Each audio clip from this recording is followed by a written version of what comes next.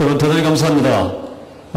이번 세션에 참가해 주신 여러분께 대단히 감사를 다시 한번 표합니다. 이번 세션은 제가 소속하고 있는 한국지급능력개발원에게는 특별한 의미를 가지고 있습니다. 한국지급능력개발원이 올해로 10주년을 맞게 되고 오늘 저녁에 10주년 기념 행사를 하게 됩니다. 그래서 이번 세션은 한국지급능력개발원 개원 10주년을 기념하는 세션이기도 합니다. 저 10주년 기념 토론회에 참석해 주신 여러분께 다시 한번 감사 인사를 드립니다. 이번 세션의 주제는 사회적 파트너십을 통한 인적 자원 개발입니다. 여러분, 우리 속담에 이런 말이 있습니다. 백지장도 맞들면 낫다, 이런 말씀이 있죠. 하물며 보다 중요한 것은 더 하지 않겠습니까? 인적 자원 개발은 국가적으로 본다면 경제 성장과 사회 통합의 균형 있는 실현을 가능하게 하는 유일한 정책 수단입니다. 또 기업에게 본다면 기업의 경쟁력을 강화시켜주고 또 근로자에게는 생애 직업 안정을 가능하게 하는 그게 바로 인적 자원 개발입니다. 따라서 이렇게 중요한 인적 자원 개발을 정부가 혼자 하거나 기업이 하거나 또는 노동자가 하기보다는 관련되는 우리가 스테이크홀더라고 그러죠. 다 함께 힘과 지혜를 모으면 훨씬 더 효과적인 인적 자원 개발이 될 것이다. 이런 생각을 합니다. 그래서 이번 세션의 주제는 사회적 파트너십을 통한 인적 자원 개발, 이렇게 잡아봤습니다. 이번 세션의 연사는 세 분입니다. 세 분 다 이 분야에서 말하는 인적 자원 개발과 사회적 파트너십 분야에서 세계적 스카트입니다. 말하는 시대의 흐름을, 이 분야의 시대의 흐름을 이끌어 나가고 개척해 나가고 있는 분들입니다. 먼저 세 분을 소개해 드리도록 하겠습니다. 첫 번째 연사는 MIT대 슬론 스쿨의 토마스 코칸 교수이십니다. 제 첫 번째 저희 오른쪽에 앉아 계십니다. 토마스 코칸 교수는 지금 미국의 석좌 교수는 앞에 뭐가 붙어 있지 않습니까? 그래서 석좌 교수 명칭이 George N. Bunker Professor of Work and Employment Relations, 이렇게 되어 있습니다. 그리고 MIT 대학의 워크플레이스 센터와 Institute for Work and Employment Research의 소장을 겸하고 계십니다. 코칸 교수는 위스콘신 대학에서 노산계학으로 박사학위를 받으셨습니다. 그리고 그 이후에 노산계에 관한 깊은 통찰력으로 세계 노산계 학계를 지금 주도하고 계십니다. 대단히 중요한 자세를 많이 냈습니다. 1988년에 The Transformation of American Industrial Relations, 이 책은 아마 우리 노산계 학계도 많이 알려져 있는 저서입니다. 새로운 노산계 분석의 모델을 제시한 저서입니다. 그리고 최근에는 코칸 교수의 관심이 단순히 노산계의 영역이 아니라 일의 영역, 또 일과 가정의 영역으로 확대되어 왔습니다. 최근에 코칸 교수가 발간한 책을 보면 Restoring the American Dreams, A Working Family's Agenda for America, 이런 책이 있는데, 이 책을 보면 기업의 사회적 책임을 넘어서 기업의 가정에 대한 책임을 강조를 하고 있습니다. 코칸 교수는 세계 노사관계 학회장과 미국 노사관계 학회장을 역임을 하고 클린턴 행정부 시절에 미국의 유명한 노사관계 위원회가 있었습니다. 미래 노사관계 위원회라고 했는데, 미래 노사관계 위원회 위원으로서 미국 노사관계의 혁신을 이원적으로 뒷받침하고 이끌어왔습니다. 다음 두 번째 연사는 코넬 대학교의 해리 카츠 교수입니다. 여러분, 코넬 대학 노사관계 대학을 아시죠? 미국에서 클 뿐만 아니라 세계에서 가장 큰 노사관계 대학입니다. 현재 코넬 대학 노사관계 대학의 학장을 역임하고 계십니다. 그리고 석좌 교수로서 잭 생크만 프로페서 오브 컬렉티브 바게닝입니다. 카츠 교수는 UC 버클리에서 경제학 박사학위를 취득했습니다. 그리고 아까 말씀드린 The Transformation of American Industrial Relations를 코칸 교수와 공동 저술하게 됐습니다. 아까 제가 빠뜨렸는데 이 책은 88년 이 책이 발간된 이해에 미국에서 최우수 학술 저서로 선정되기도 했습니다. 그리고 코칸 교수는 그 이외에 컨버징 다이버전스, 시프팅 기어스 이런 책들을 발간했는데 이 책들은 민노사계의 변화에 대한 깊은 통찰력을 보여주고 있고 이것은 우리 노사계 또는 세계 노사계 학계도 큰 영향을 미쳤다 이렇게 평가되고 있습니다. 마지막으로 세 번째 연사는 영남대학교 이효수 교수입니다. 현재 영남대학교 경제금융학부 교수입니다. 1984년에 서울대학교에서 경제학 박사학위를 취득하셨고 한국개혁의 노사계 등 여러 가지 중요한 저서가 있습니다. 이효수 교수는 한국노동경제학회와 한국노사계학회 회장을 역임하였고 대통령 3기구로 정부혁신 지방분권위원회 위원 등을 역임한 바 있습니다. 이 세 분이 노사계 연구에서 또 실제 노사계의 변화에서 큰 영향력을 행사하고 있는 대단히 훌륭한 분들입니다. 오늘 대단히 중요한 주제를 가지고 논의하는 이 세션이 아무쪼록 유익한 토론이 되기를 기대에 마지 않습니다. 그러면 제1연사인 토머스 코칸 교수에게 발제를 부탁드리겠습니다. 프로페서 토머스 코칸, please.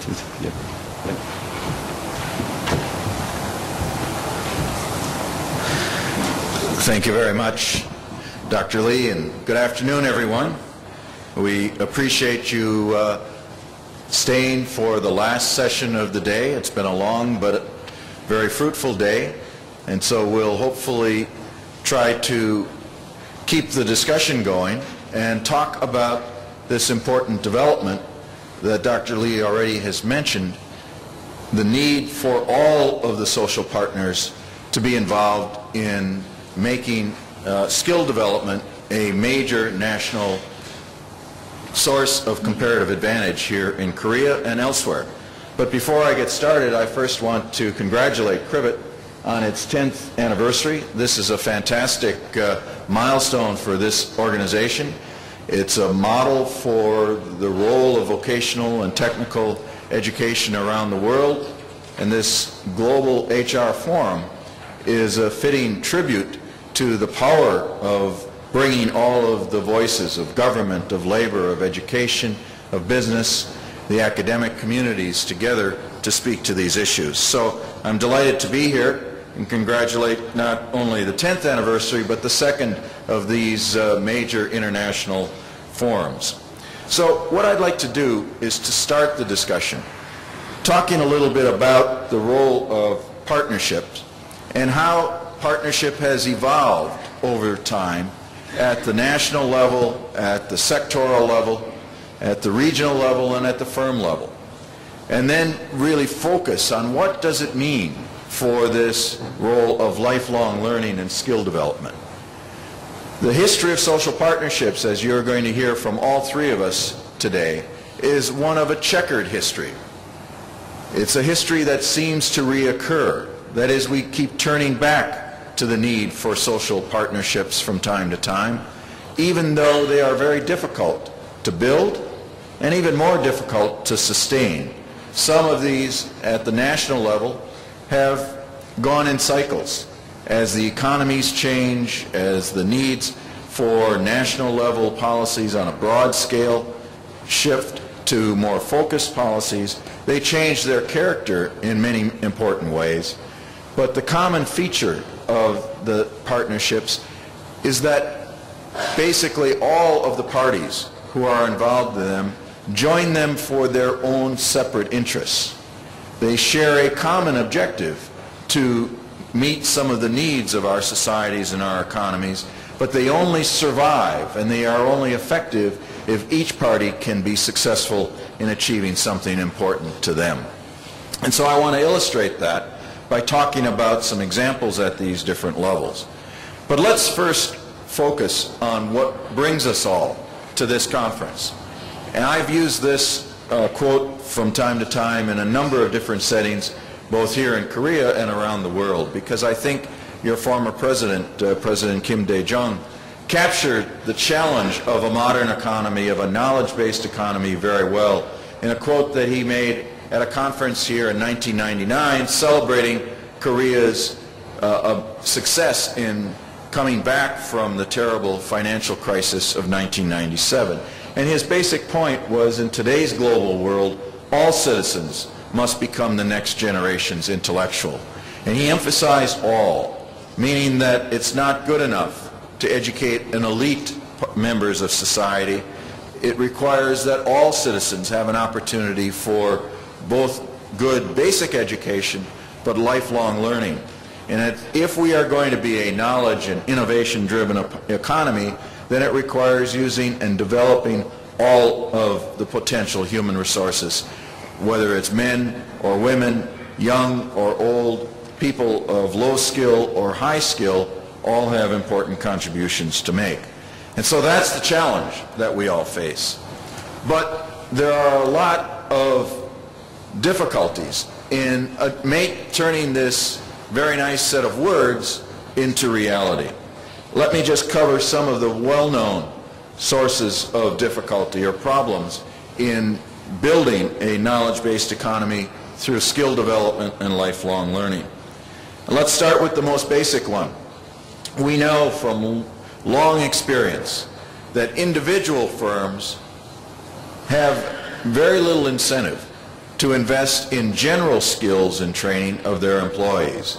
We have a very basic kind of market failure with respect to skill development that plagues all economies, that it's only in the interest of the aggregate to invest in skills, but it's not in my interest as an individual firm to invest, to make the investments, to spend the money required to train and develop general skills of my employees unless my competitors and others in my sector or my region or at the national, across the economy, are also doing the same. And so that requires some coordination. It requires a government policy. It requires coordinating mechanisms at the regional or sectoral level. And unless we can overcome that initial problem, we're not likely to translate the rhetoric around lifelong learning into reality. No government can do this on its own either, because no matter how well-intentioned, no government has the resources to meet all of the requirements for skill development on an industry or an occupational level, and therefore it requires active involvement of other parties. The private sector must work in tandem with the public sector if we are going to meet the full demand for investment in skills and development. The problem that we have found in most economies, a pattern that has persisted for many, many years, is that those people who need the training least in some respects are the ones who get the bulk of the training resources. That is, we tend to reinvest in well-educated workers, managerial workers, professional and technical workers. It's much more difficult to get the skill development down to the hourly workers, the production workers, the skilled or unskilled workers in our workforce. And so we have to make special efforts to address the needs of low-wage, less skilled workers.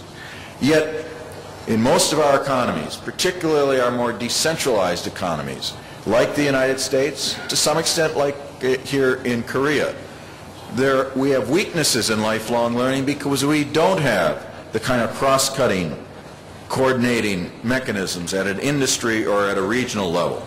We're going to hear examples of that a little bit later, but it requires conscious design of new institutions if we're going to overcome the weakness in getting lifelong learning done at the level of the firm. Finally, 2 points about the nature of the skills. The skill mix, as you've been hearing all day today, is now changing. Yes, we continue to need technical skills, but all the evidence on what employers are looking for today and need in order to turn modern technologies into productive products and well-delivered services is that we need technical skills matched with behavioral skills, the ability to solve problems, the ability to work in teams, the ability to coordinate and to communicate effectively together. And so the second point with respect to the nature of skills is that they have to be embedded not just in the skill development at the firm or the industry level. They only are going to really get the attention that's needed if it's part of a national economic strategy. If the words of your former president are reflected in your budget priorities, are reflected in the building of a knowledge-based economy in real terms. So those are some of the issues that have held us back. The rhetoric has always outpaced the reality in this area, but I think we're making some progress. And we've learned some things about how to bring some of the collective resources of partnership to bear on this topic. So let me turn to some of the advantages of using a partnership model for skill development.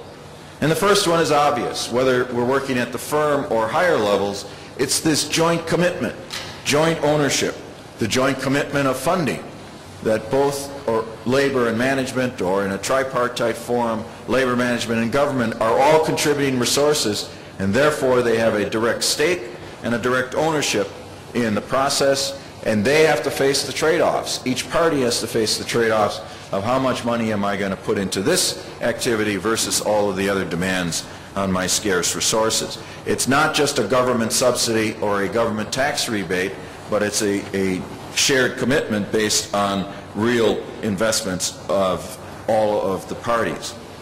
The joint involvement of labor and management in particular, and if government resources are used appropriately, can guard against what is often a misallocation of training. That is, every firm has an incentive to train its employees for the direct skills, the narrow skills needed in that organization.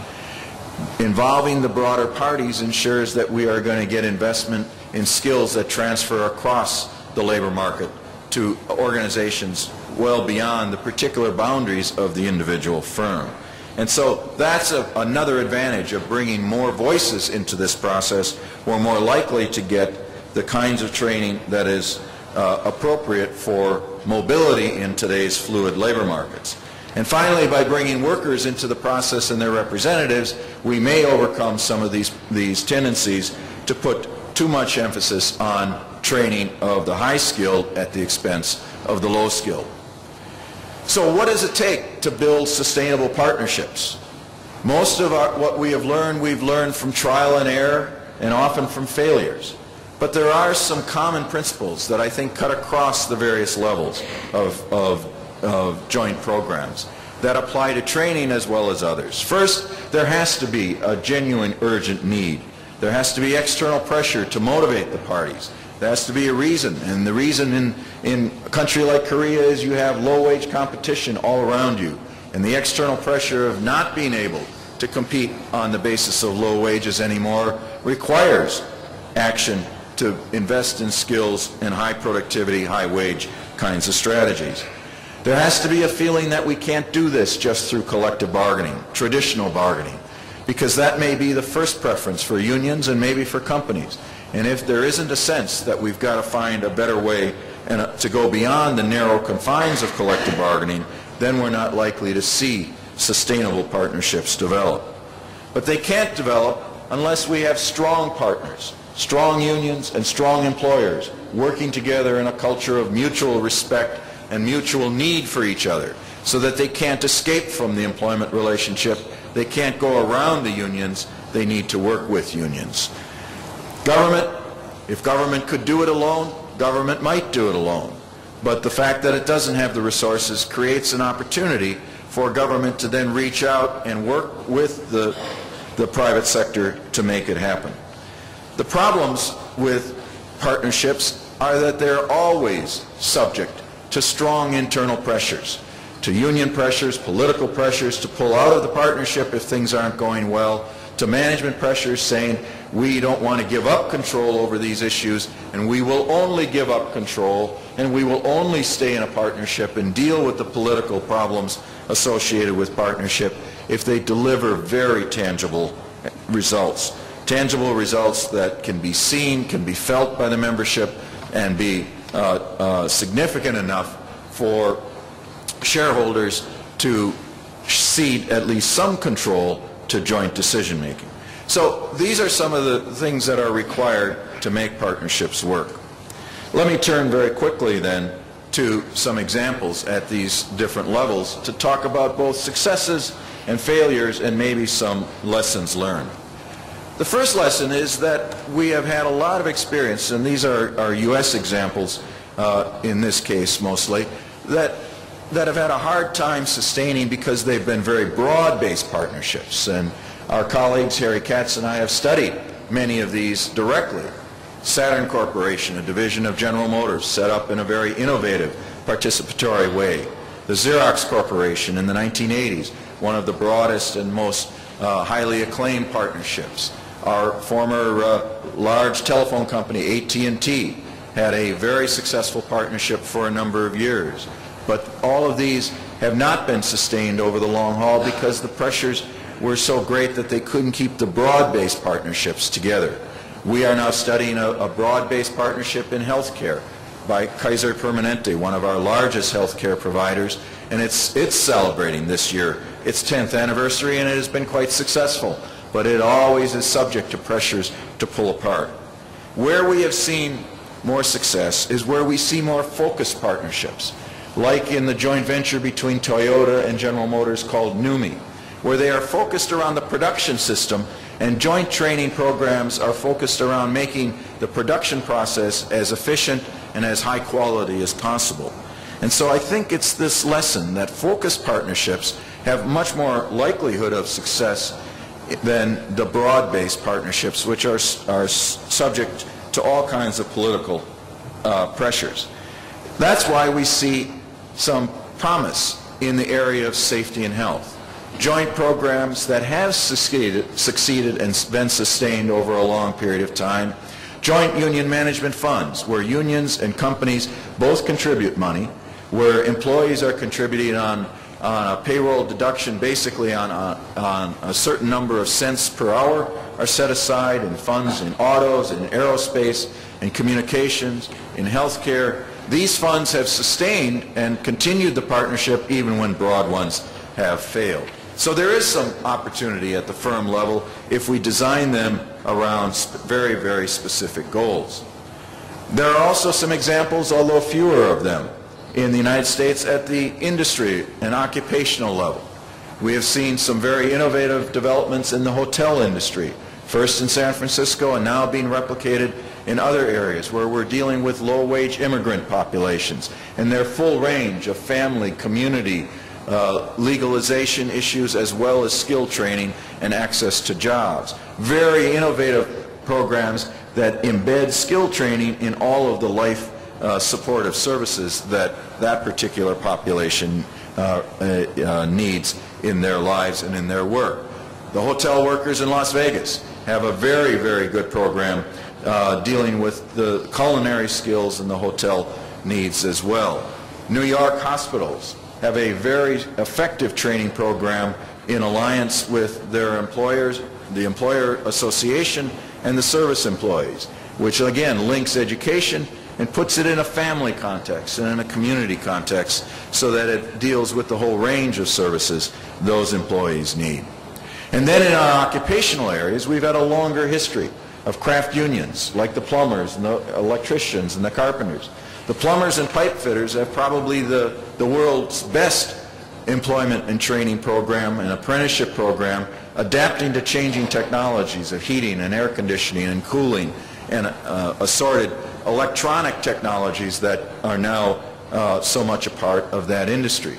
They have trained both for their own union, and increasingly now they are training in the non-union sector, something that is a revolutionary breakthrough given the ideology that we suffer with in the United States. Professional associations such as the American Physical Therapists Association are paving the way. And I believe that in the future we are going to see more and more resources being put into training by these professional associations as ways of really promoting lifelong learning. This particular association, I think, is one of the best because it links job opportunities, where the jobs are, access to those opportunities, training programs, programs for information on the changing skill requirements and certification. It's a full package of labor market services that allow people to specialize and change their careers as the demand changes and as their life circumstances change. So I think this industry and this occupational level in particular has tremendous potential. You're going to hear from our friend Professor Hoi-Soo Lee about one of the most innovative regional training programs that he chairs in his hometown a little bit later. So I won't talk too much about the regional partnerships.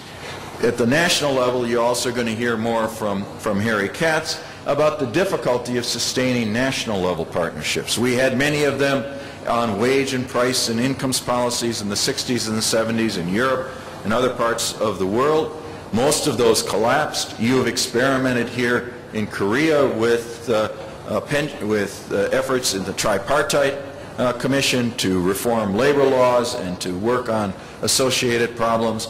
And these processes are very delicate in maintaining enough stability to achieve specific purposes. Where the social pacts are making the most progress now, I believe, again, is around specific issues rather than broad-based kinds of labor management forums. And so we're seeing some new developments at the regional level. I am particularly pleased with what Professor Lee is doing in his area because I think it is a model for the rest of us. Let me end with a benchmark example. And this is an example that I think illustrates the best of this concept of social partnership because it isn't a single forum.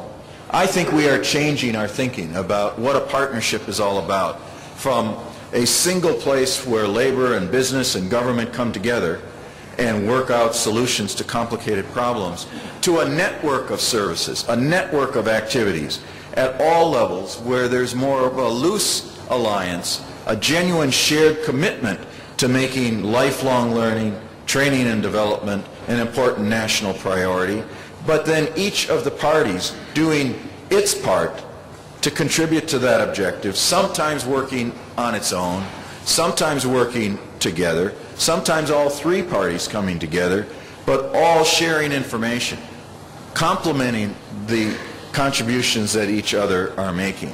And in Singapore, since the late 1990s, they have made talent a major priority of the country. They started with something in 1999 called the Manpower 21 Initiative for the 21st century. They've changed the names. They've developed a national tripartite employment task force supported by an economic policy that says we want to be the talent capital of Asia, recognizing that they are under the same pressures that you are here in Korea. They've had a long-standing government training fund for firms where there's a tax rebate if you invest in training and a tax if you don't, that then gets reallocated across the country. And the National Trade Unions Congress has a very highly developed education and training fund where they contribute money and where their employees contribute money through collective bargaining at more decentralized levels. And the Employers Federation is also involved in this process. And so the key, I think, to the Singapore model is that each of these parties goes at the particular objectives most important to their constituency. And I've listed in the various columns how they define their objectives. So from the employer standpoint, they are focused around productivity and competitiveness. From the employees and the unions concerns, they're focused around employability and improving the work environment for their members, improving the work and family environment for the people in the working families that they represent, and to bring up the bottom of the labor market. And at the same time, the labor movement there sees this as a way to strengthen its role in the Singaporean society. And so the key here is that they do have joint forums at various levels. Some are at the firm level. There are some at the regional and occupational level. And the tripartite parties meet from time to time at the national level and discuss their various policies, but there's not a single entity. And it's all supported by a government that sees the social compact as an important part of its economic policy. And so each party does its part, coordinated in some sense, but in a loose sense of coordination. And I believe this is a better model for thinking about the future, even for complicated economies, much more complicated, much larger in scale and scope, such as Korea, than we have in Singapore, and I would argue even as big and as large in scope as the United States. So I think that we are learning that there doesn't have to be a single model, a single level, or a single forum to make skill development and lifelong learning part of our national fabric and part of a knowledge and innovation economy. So in summary, what do I think we have learned over the many years of experimentation with social partnerships and skill development? Well, number one, this point that I think the focus partnerships with clear-cut objectives, pragmatic objectives on a specific issue or small set of issues is much more successful than the broad-based efforts. Local industry and occupational specific efforts tend to have longer staying power, maybe are closer to the labor market, are more able to make progress than at national level projects. Shared funding, commitment, and control by the parties goes hand in hand. So if we contribute resources, we have a right to help control and govern the process, and that helps to sustain the process over time because people have a direct stake in it and they can adapt it to changing needs.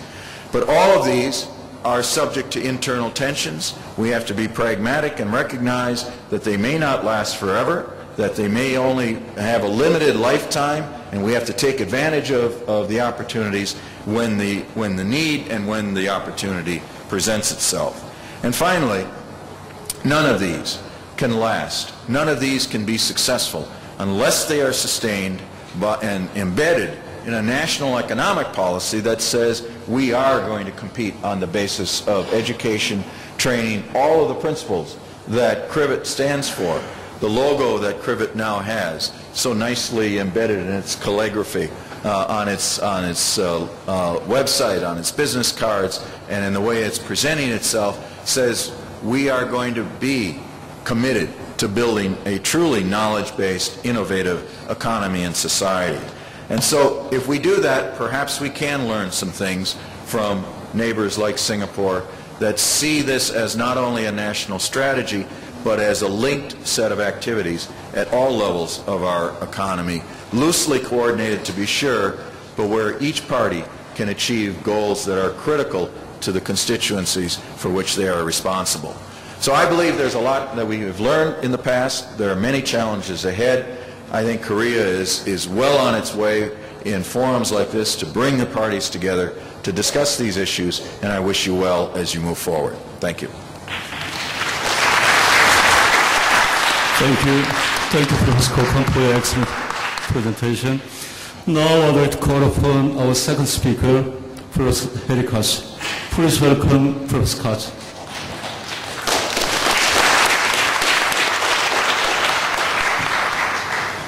Thank you.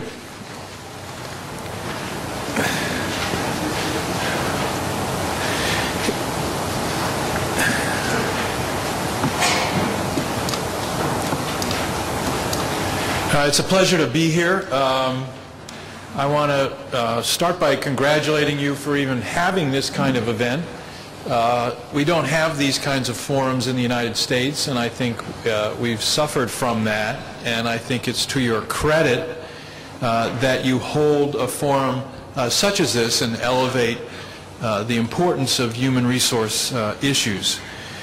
I'm going to talk with you about national level labor management government dialogue that often goes under the label of tripartism.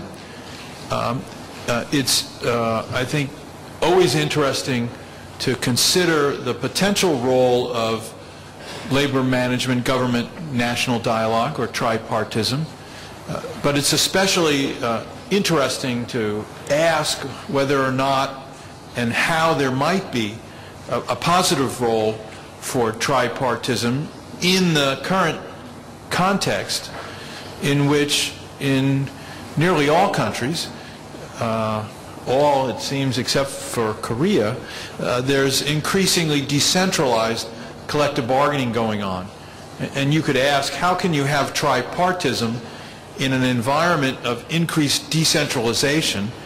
And as you'll see, the evidence is you can do that, although it might first seem like a puzzle.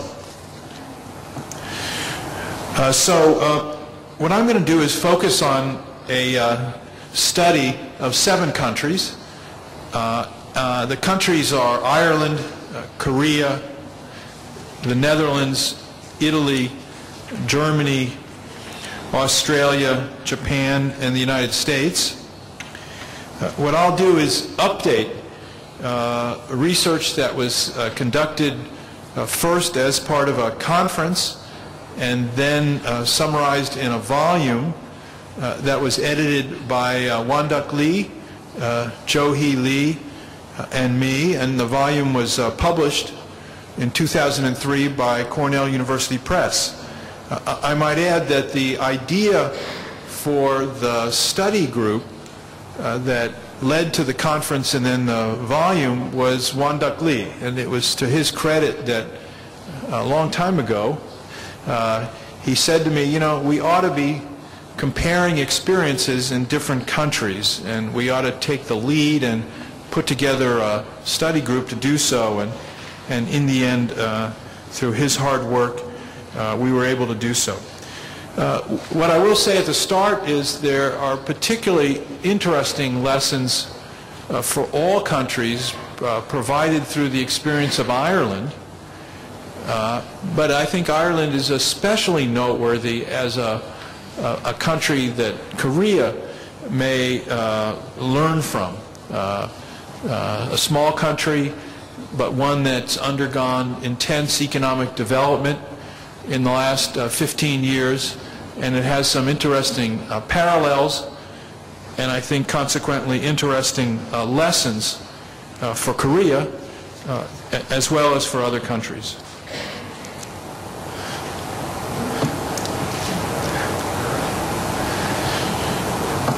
So the first point to make is that the tripartism I'm going to talk about is that national level dialogue that emerged from the 1990s on.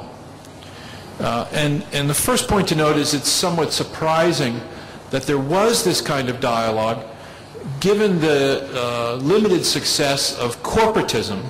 That should read corporatism and not corporalist. But there was corporatism in many European countries in the 1960s and 70s, and it didn't work particularly well. And yet, again, somewhat surprisingly, in the 1990s, when many European observers had claimed that tripartism was forever dead, that instead we saw a number of new examples of tripartism. Now, clearly in Europe, part of the pressure inducing tripartism there were changes in the European Union, the European Monetary Union parameters. But in other countries as well, there were fairly similar pressures, and pressures of inflation and debt control were also helping to stimulate tripartism.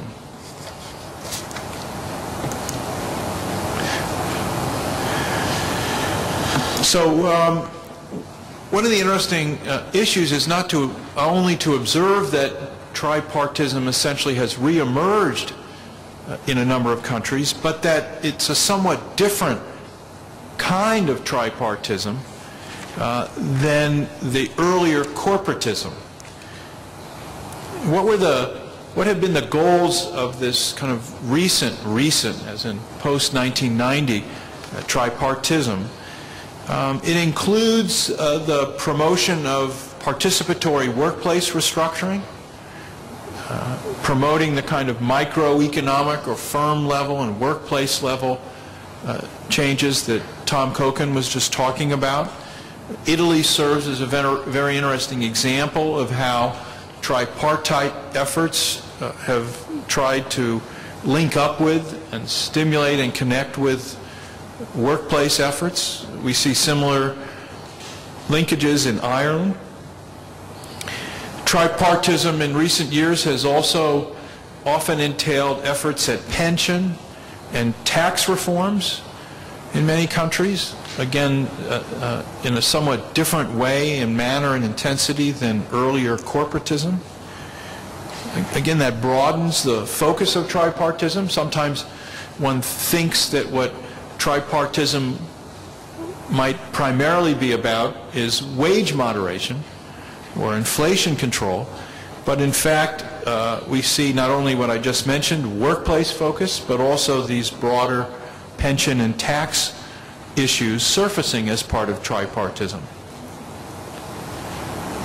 One of the most interesting and rather common element in tripartism in recent years has been that it's included and been assisted by union structure reforms, changes in union structure, and we again see a very interesting illustration of that in Italy.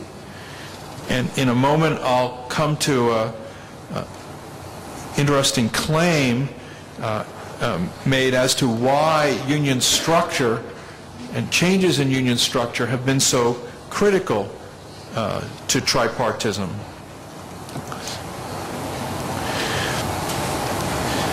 Now, not only have the issues within tripartism broadened,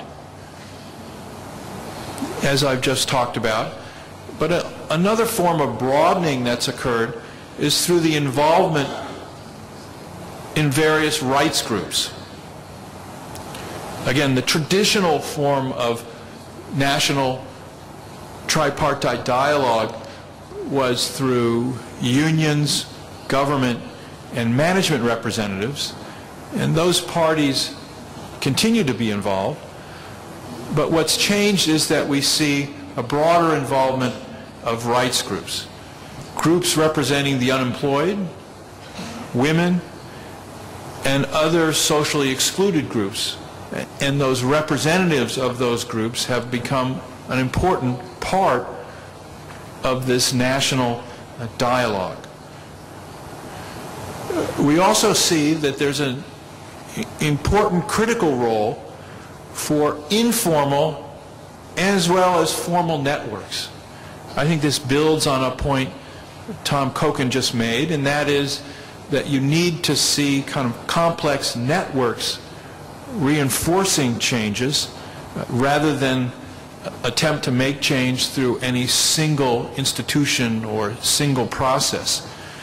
This has become very clear in Ireland, where a variety of informal and formal networks have reinforced as well as extending the tripartite process. Another critical factor that has emerged is the extent to which union democracy has bred legitimation and in many ways facilitated tripartite policies. Very clear examples of this occur in Ireland and in Italy. And this point, I think, is best brought out in the work of Lucio Beccaro, now a professor at the Sloan School. Lucio has done some extremely interesting work looking at tripartism in Ireland, Italy, and in Korea. I'd encourage you, if you're interested in this topic, to look at Lucio's recent papers. I've learned a lot myself from them. I actually think they build on, but in many ways profoundly extend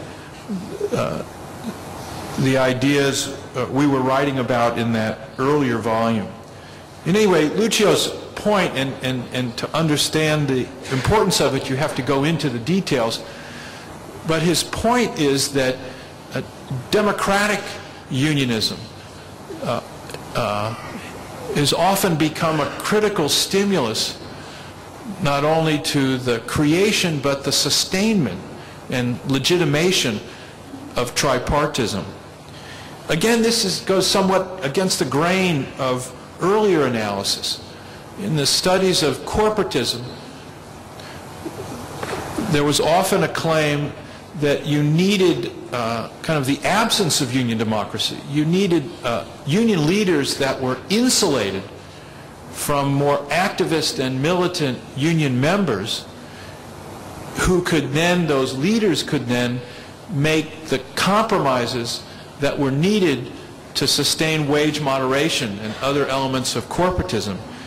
And what Lucio Baccaro's work shows, I think quite convincingly, is how it was democratic procedures within unions that bred support for tripartism, not the insulation and protection of union leaders from union members, but democracy in unions. A really interesting observation and an important point one should think about if they were attempting to promote tripartism.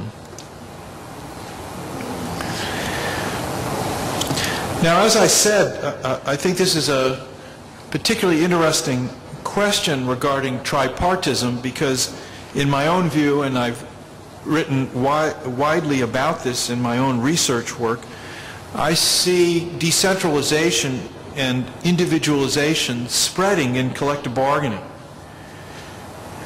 And yet what the research shows, not only the research Dr. Lee, Joe-Hee Lee, and I helped coordinate, but the subsequent research by Lucio and others shows, I think, again, quite convincingly, that decentralization and collective bargaining and tripartism and national social dialogue are not incompatible. That might seem very strange to say that, and yet I think it's an important observation that one can have, and we have successful cases of national social dialogue in the midst of changes in collective bargaining that are simultaneously decentralizing. What you have in some countries is increased coordination across bargaining levels. In the Netherlands and Italy, for example, you find coordination linking the national to the more local bargaining changes.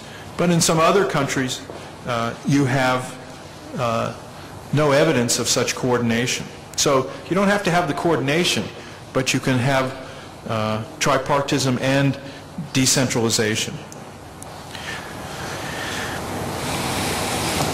Now, the most important public policy question is whether tripartism can contribute to economic performance.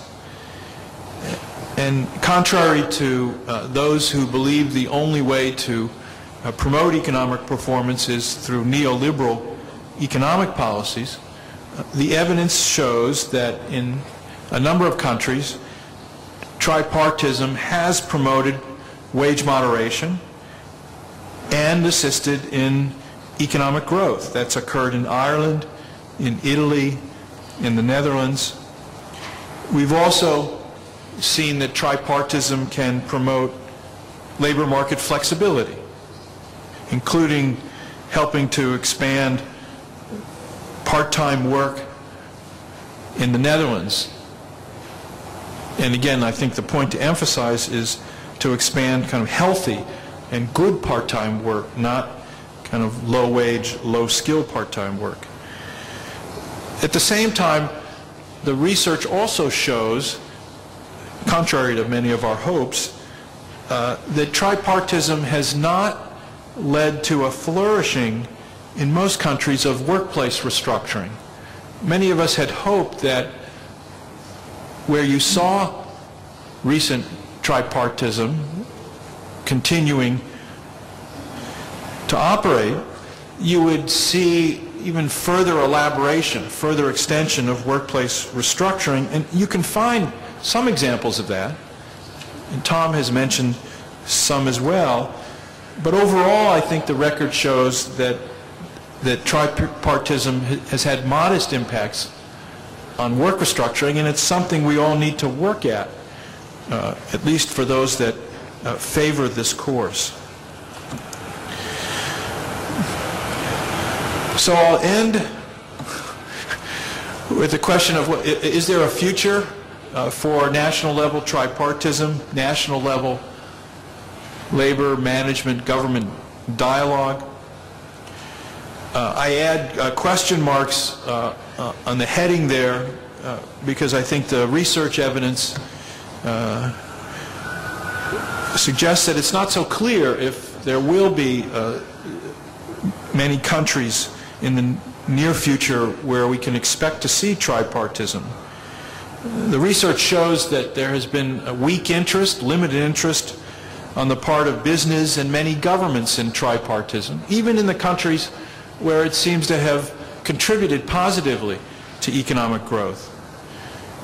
It's not only business and governments that have had sort of limited interest, but also unions have often seen few immediate benefits, even though there may be long-term benefits in some countries through tripartism. That's a reason to worry about where we're going to see the inner energy and impetus for tripartism when all three of the parties' interest in it seems at times limited.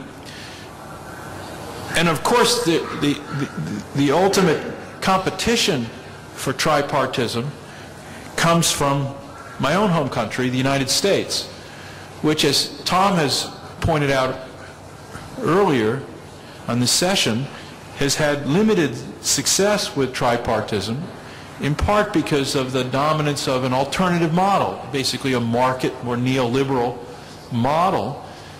And whether we've liked it or not, that model has produced, in the last 15 years,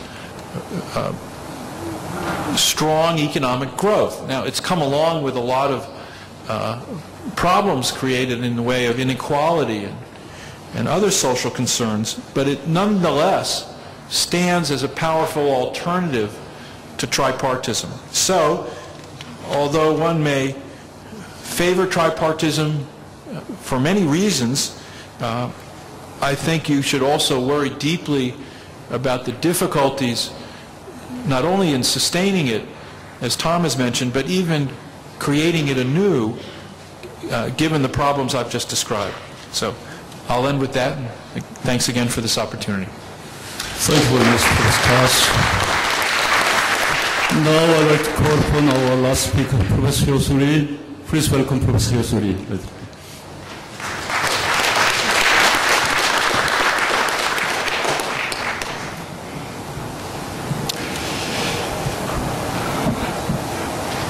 지금 앞에서 국한 교수님께서 국가 레벨 그리고 지역, 기업 레벨에 있어서의 파트너십에 관한 이야기를 하셨고, 그리고 조금 전에 카츠 교수님께서 트라이파티즘에 대해서 말씀을 하셨습니다. 저는 오늘 지역 단위에 있어서의 인적자원 개발에 대한 파트너십, 사회적 파트너십 부분에 초점을 좀 맞추어서 말씀을 드리려고 합니다.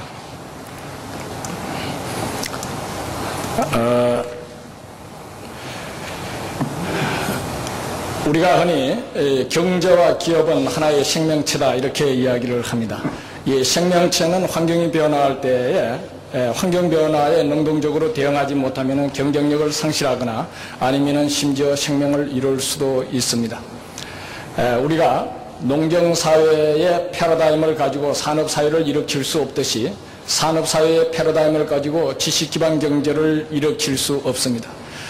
그런데 지난 세기 말과 금세기 초에 들어오면서 우리나라를 비롯한 선진국을 경제에 심각한 영향을 미칠 수 있는 3대 경제 환경 변화가 급속도로 지금 진행되고 있습니다. 하나는 이 글로벌 마켓의 형성이고 또 하나는 정보통신혁명으로 인한 지식 기반 경제의 출현의 가능성의 부분입니다. 그리고 고령사회로의 이행입니다. 이 3대 환경 변화는 기존의 패러다임으로서는 대응하기가 대단히 어렵다고 볼 수가 있습니다. 그래서 우리는 이러한 새로운 환경에 대응하기 위한 새로운 정책적 수단 내지 전략이 지금 요구되고 있는 상황인 것입니다. 특히 우리가 이제 이 국가 경제에 있어서의 아주 중요한 과제가 하나는 성장이라는 것이죠. 어떻게 해서 지속적인 성장을 해서 일자리를 안정적으로 창출해낼 수 있을 것인가 하는 문제가 하나 있고요.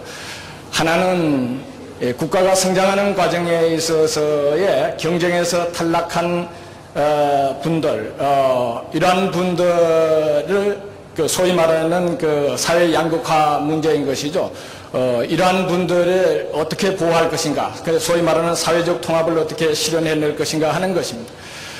그래서 우리가 과거에 있어서는 거시경제의 주요 이슈인 성장이라든지 실업이라든지 물가의 문제를 해결하는 데 있어서 재정금융정책의 방법을 주로 사용해왔습니다.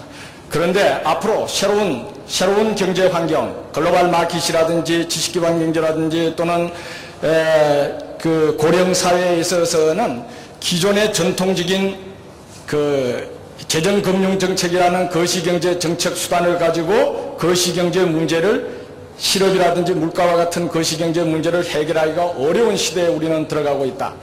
물론 그렇다고 해서 거시경제 정책이 필요 없다는 것은 아닙니다. 그래서 이제 정책의 초점을 상당히 노동시장 쪽으로 지금 이행을 시켜야 되는 과제를 안고 있습니다. 왜 그러냐 하면은 현재 일자리는 어디에서 창출이 됩니까? 기업이 창출합니다. 그런데 기업은 글로벌 마켓이 형성되면서 두 가지의 큰 패턴을 가지고 국경을 넘어서 자유롭게 이동하고 있습니다. 하나는 노동집약적인 산업에 속하는 기업들은 저임금지대로 이동을 하고 있습니다.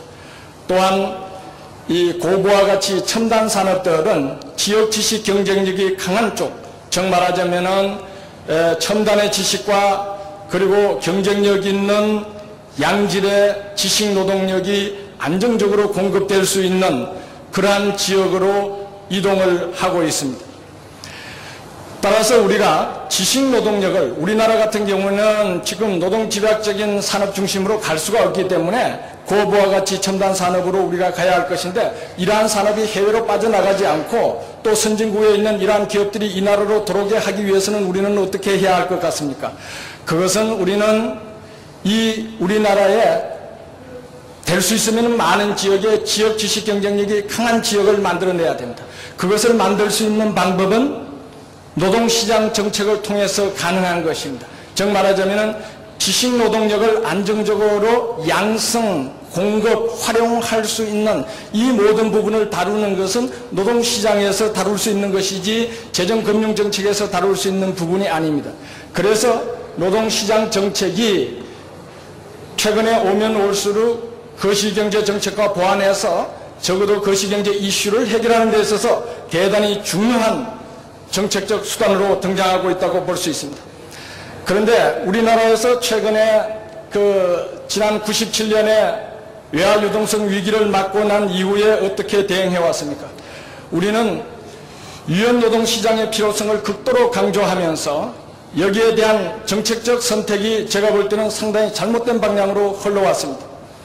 그래서 우리는 유연노동시장을 만드는 방법에 있어서 고용의 유연성을 극도로 강조하면서 기능적 유연성이라든지 임금 유연성 부분을 소홀히 해왔습니다.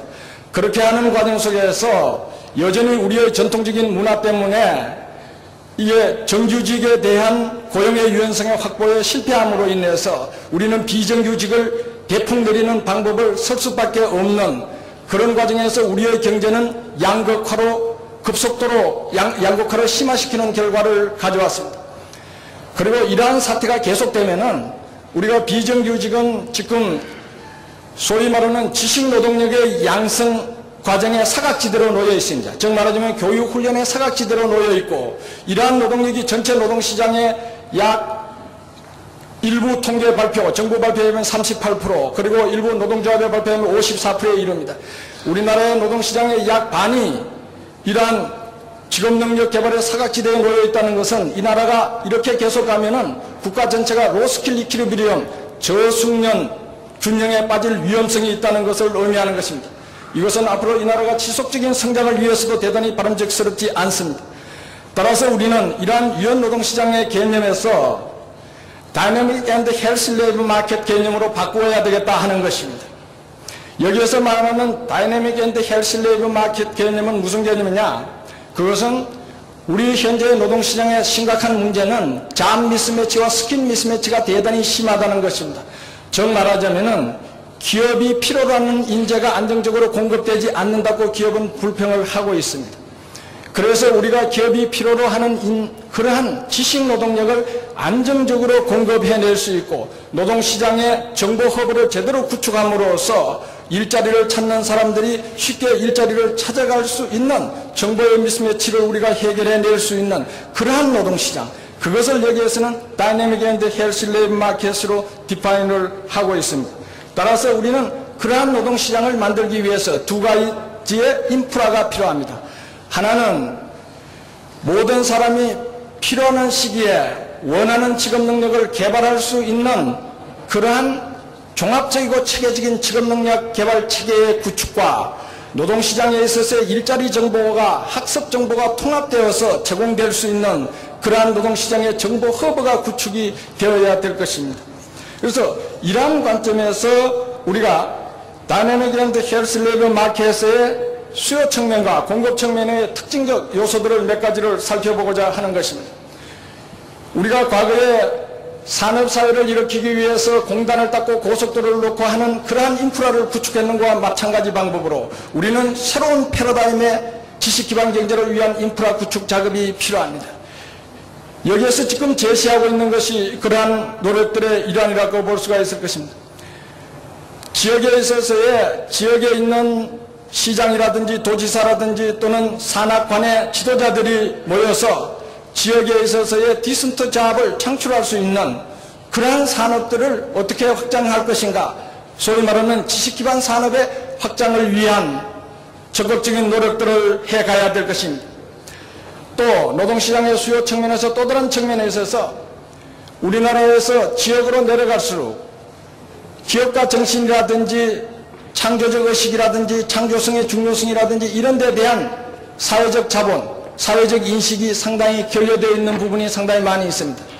따라서 우리가 이제 기업가 정신이라든지 이러한 창의성이라든지 이러한 것에 대한 중요성을 인식할 수 있는, 여기에 대해서 높은 가치를 부여할 수 있는 그러한 국민의식의 형성이라든지 그러한 문화의 창출이라든지 이러한 노력들이 필요합니다.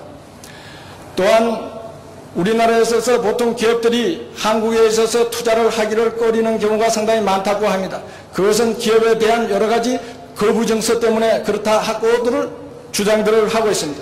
따라서 우리가 투자 환경을 정말하자면은 생동감 넘치는 기업 생태계를 적어도 지역 단위에서 구축하는 그러한 노력들이 필요할 것입니다. 또한 이제는 어느 지역의 기업이 있더라도 글로벌 마켓에서 경쟁해서 살아남아야 되기 때문에 기업을 하는 분들이라든지 지역의 지도자들이라든지 모든 사람들이 항상 글로벌 경쟁력에 대한 인식을 갖고 접근하는 그러한 문화를 창출하는 것이 필요하다고 생각이 됩니다. 다이내믹 앤드 헬스 레이버 마켓 때 스프라이 사이드의 부분에 대해서 잠깐 살펴보겠습니다. 우리가 이제 개인이라든지 기업이라든지 지역 단위에 있어서의 직업능력 개발에 대해서 높은 가치를 부여할 수 있어야 됩니다. 우리는 지금까지 직업능력 개발 이꼬르 기능인력 개발 이렇게 우리가 인식을 해왔습니다. 따라서 우리나라의 많은 사람들이 직업능력 개발이라는 개념을 이야기를 하면은 이것은 기능공 훈련 정도로 생각하는 경향이 상당히 있습니다. 대학 교수도 연구 능력이 떨어지고 강의 능력이 떨어지면은 직업 능력이 떨어지고 있는 것입니다. 따라서 직업 능력이라고 하는 것은 모든 사람이 살아가기 위해서 기본적으로 요구되는 능력이라 하는 것에 대한 확실한 인식을 가질 수 있도록 어릴 때부터 교육을 잘 시켜야 한다 하는 것입니다. 그 다음에 우리가 지역 단위에서 이게 직업능력 개발이라고 하는 것은 중앙 단위에서 할 수 있는 것이 아닙니다. 서울도 지역이고 대구도 지역입니다. 그래서 지역 단위에서 아주 유연하고 그리고 신뢰할 수 있고 그리고 아주 높은 질의 그러한 그 직업능력 개발을 제공할 수 있는 그러한 직업능력 개발 시스템이 체계적으로 구축이 돼야 됩니다. 이것은 학생들을 위해서나 또는 근로자를 위해서나 실업자를 위해서나 그 모두에게 제공할 수 있는 그러한 직업능력 개발 체계가 종합적으로 지역 단위로 구축이 되어야 될 것입니다. 그래야만이 그 다이내믹 앤드 헬스 레이버 마켓의 공급 사이드가 안정적으로 구축이 될 수가 있을 것입니다. 또한 우리가 혁신 클러스터를 만든다고 우리나라가 몇 년 전부터 계속 이야기를 하고 있습니다. 그런데 성공적인 혁신 클러스터를 찾아내기 힘듭니다. 이것은 왜 이렇게 했습니까? 혁신 클러스터가 성공하기 위해서는 반드시 세계적인 경쟁력을 지닌 지식 근로자를 안정적으로 공급해낼 수 있는 대학이 그 지역에 있어야 합니다. 정 말하자면은 혁신 클러스터를 백업할 수 있는 R&D와 HRD를 해낼 수 있는 대학이 있어야 한다 하는 것입니다. 그리고 우리가 앞으로 인재를 기를 때에 항상 초점을 트레이너빌리티, 어댑터빌리티, 인플로어빌리티가 높은 인재를 어떻게 기를 것인가에 대해서 초점을 맞추어서 인재를 기르는 그러한 시스템의 확보가 필요하다 하는 것입니다. 그리고 지금은 세상이 너무나 빠른 속도로 지금 변화하고 있습니다. 우리가 글로벌 마켓의 특징 중에 하나는 스피드 컴피티션을 하고 있다는 것입니다. 기업은 과거에는 품질과 가격 경쟁이 중심이었지만 이제는 거기에 더해서 속도 경쟁에서 치면은 품질과 가격 면에서 경쟁력이 있더라도 살아남기 힘든 시대에 우리는 가고 있습니다. 따라서 이러한 속도 경쟁에서 살아남기 위해서는 변화에 능동적으로 대응할 수 있는 지식 노동력의 안정적인 창출 공급 시스템의 확보가 지역 단위에서 절대로 필요하다는 것입니다. 그러면 우리는 이 시스템을 어떻게 만들 것인가 하는 것입니다. 지금 이 모형이 보여주고 있는 것은 리셉이라고 하는 것은 Regional Economic and Social Advancement Partnership 이렇게 되어 있습니다. 여기에서 말하는 Economic Advancement라고 하는 것 자체는 지역에 있어서의 컴페티브 어드밴티지를 확보하고자 하는 것입니다. 즉 말하자면 예를 들면은 우리가 이게 부산 같으면 부산에 예를 들어서 BT 클러스터를 만든다고 하면은 적어도 BT 분야에서는 글로벌 마켓에서 가장 경쟁 우위를 갖는 지역을 우리가 만들어낼 수 있어야 된다. 그러한 첫 관점입니다. 그리고 여기서 말하는 소셜 어드밴스먼트라고 하는 것은 취약계층, 고령자들에 대한 직업 능력을 개발해서 그들을 어떻게 보호할 것인가 하는 소셜 인클루전에 관한 것입니다. 우리는 이 두 가지 문제를 동시에 풀어가는 시스템을 확보하지 않으면 안 된다는 것입니다. 우리는 이 두 가지 문제를 동시에 풀기 위해서 지역에 있는 산학관 지도자들이 파트너십을 형성해서 그래서 우선 인적 자원 개발을 위한 세 가지 시스템을 확보시키는 것입니다. 하나는 지역에 있어서의 인적 자원 클러스터, 즉 말하자면 지역에 있어서의 지식 노동력과 지역에 있어서의 라이프 사이클 단계별로 직업 능력을 개발할 수 있는 그러한 시스템을 확보할 수 있는 RHRD 클러스터를 만들자 하는 것입니다. 그리고 지금 왼쪽에 보시는 것은 혁신 클러스터, 소위 말하는 우리나라는 지금 국가 전체적으로 보면 성장 동력 산업 10개가 지금 선정이 되어 있습니다. 그리고 각 지역 단위로 광역자치단체 단위로 4개 전후의 이 전략산업이 지금 선정되어 있습니다. 이러한 전략산업 또 국가성장 동력산업을 우리는 어떻게 일으킬 수 있겠습니까? 그것을 일으키는 데 필요한 인력을 우리는 양성할 수 있는 체계를 갖추어야 합니다. 그것이 여기에서 말하는 혁신 클러스터를 위한 Vocational Ability Development System, Brothers for Innovation 클러스터로 되어 있는 것입니다. 그 다음에 오른쪽에 보시면은 고령자라든지 취약계층을 위한 직업능력 개발 시스템을 확보하는 것으로 되어 있습니다. 그리고 그 중앙에 보시면은 LGI라고 되어 있습니다. Learning and Job Information Center로 되어 있습니다. 학습 고용 정보 센터라는 것입니다. 우리는 학습 정보와 일자리 정보를 통합적으로 함으로 인해서 우리가 노동시장에 존재하고 있는 정보의 비대칭성을 극복해낼 수가 있어야 됩니다. 우리나라에 있어서 대학이 경쟁력이 없다 또는 직업훈련기관이 경쟁력이 없다. 왜 경쟁력이 없겠습니까? 그것은 그 교육시장에 대한 정보의 비대칭성이 지금 극도로 심한 상태에 있습니다. 그래서 어느 쪽에 불실한 교육을 시키고 하고 있는지 어느 쪽이 양질의 교육을 하고 있는지를 알 수 없는 시스템이 현재 우리나라에 제공되고 있습니다. 이러한 정보의 비대칭성이 존재하는 한은 경쟁력 있는 교육훈련 시스템의 확보가 어렵다는 것을 우리는 인식을 해야 하는 것입니다. 또 우리가 실질적으로 일자리를 찾고 있는 사람에게 원스톱 서비스를 제공하고 그들에게 있어서의 현재 일자리를 찾을 수 없을 때 그들에게 필요한 직업 능력을 개발할 수 있는 그러한 정보를 제공하기 위해서는 우리는 일자리 정보와 학습 정보가 반드시 통합되어 있어서 그 지역에 있는 주민들에게 원스톱 서비스를 제공할 수 있는 인프라를 반드시 구축해야 한다는 것입니다. 우리가 이러한 노동시장에서의 정보 허브를 구축하고 그리고 인적 자원 개발에 대한 3대 체계를 완벽하게 우리가 구축해낼 수만 있다면 우리는 다이내믹 앤드 헬시 레이버 마켓을 만들어낼 수가 있을 것입니다.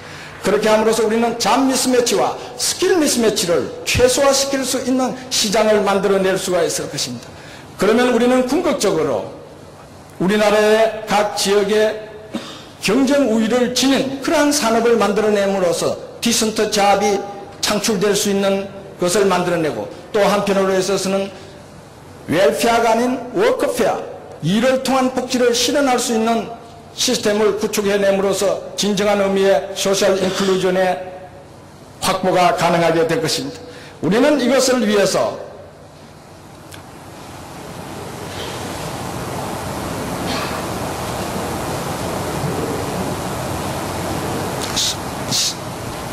아마 시간이 상당히 제약이 있을 것이기 때문에 제가 상당히 조금 스킵을 하면서 말씀을 드리도록 하겠습니다.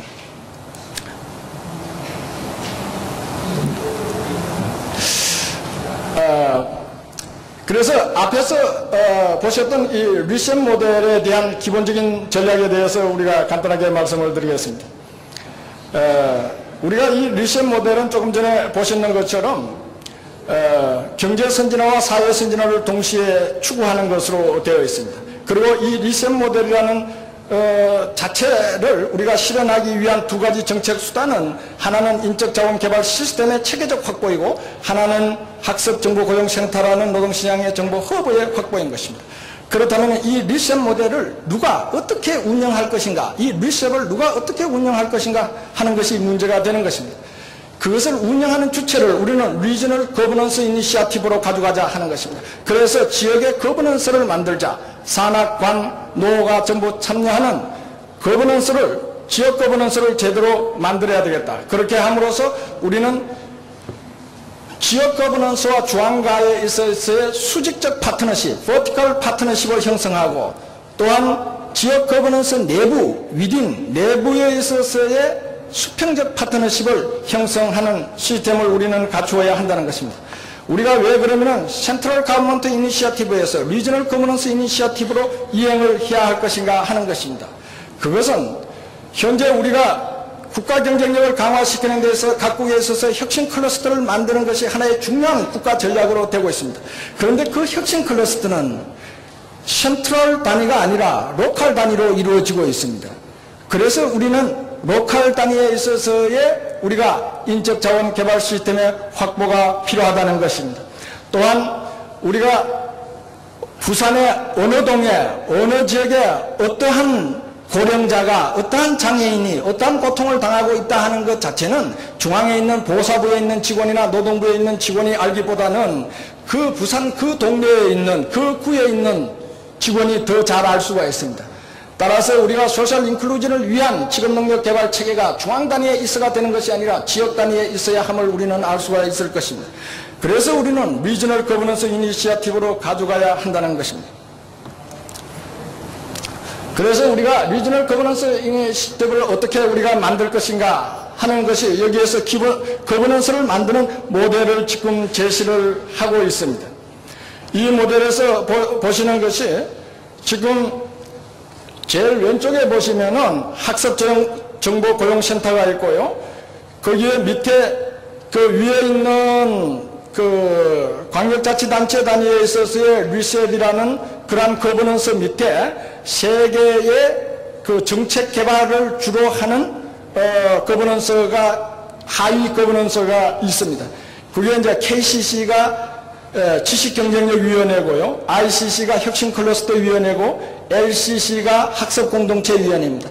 그래서 지식경쟁력위원회는 지역에 있는 중고등학교라든지 전문대학이라든지 대학의 경쟁력을 어떻게 높이고 할 것인가, 지식노동력을 어떻게 개발할 것인가 하는 문제를 중점적으로 다루고 있는 부분입니다.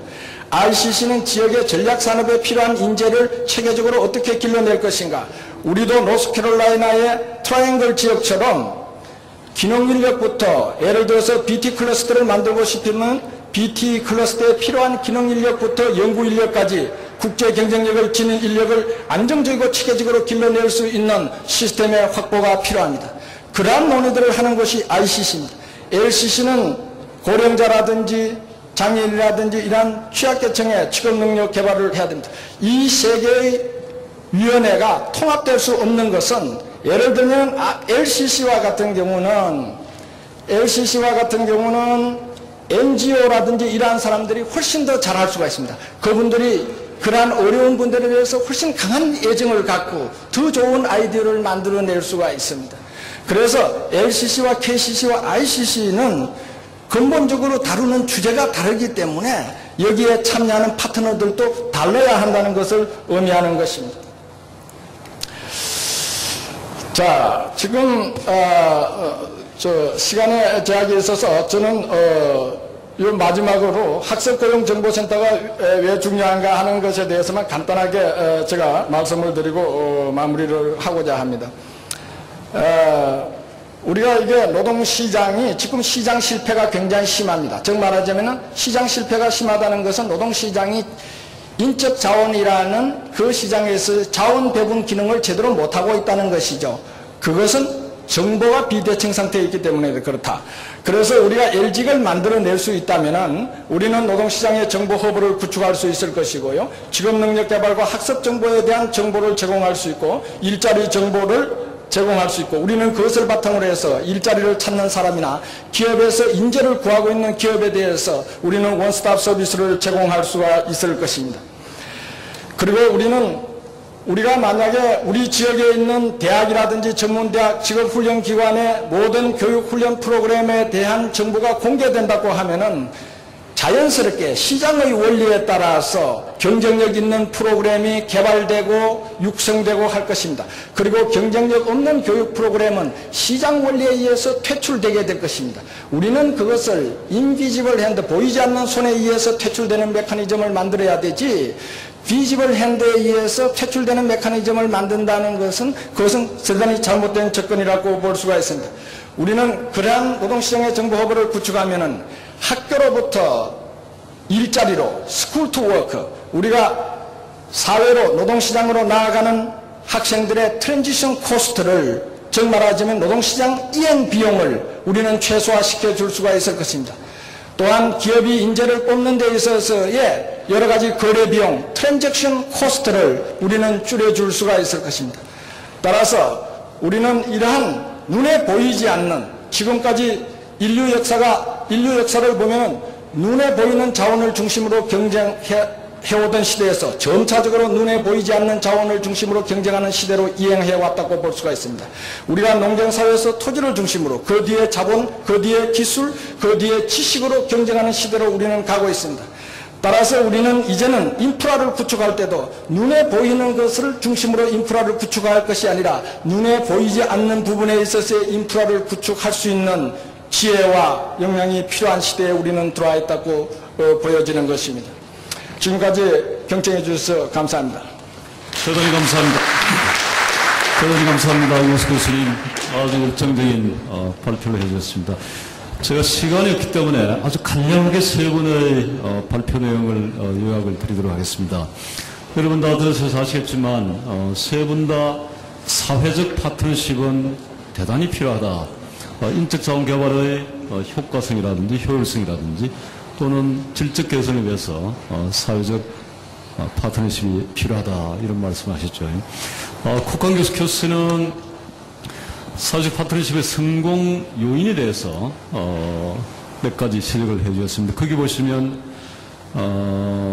Strong and Secure Union 그리고 Strong and Engaged Employer 이런 요소들이 굉장히 중요하다고 지적을 하였습니다. 여기 우리 노사로부터도 많이 나오셨습니다. 저기 우리 한국노총 중앙연구원의 노진규 원장님도 나오 계시고 또 노상위원회 최영훈 상임위원께서도 나오 계시는데 우리 노사 또는 노사정 합의주의를 이끌어 나오고 계시는 분들이 많이 와 계십니다.